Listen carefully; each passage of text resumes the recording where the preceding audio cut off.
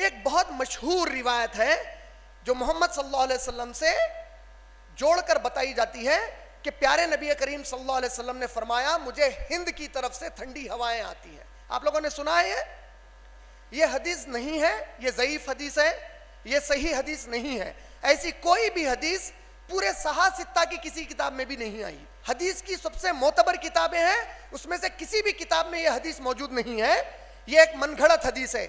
ऐसी ही एक और मनगढ़ंत हदीस जब हमारे यहाँ पर निजाम सरकार हुकूमत करते थे, उस्मानिया यूनिवर्सिटी की डिग्री के ऊपर डाली जाती थी, मैं इल्म का शहर हूं, अली इल्म का दरवाजा है।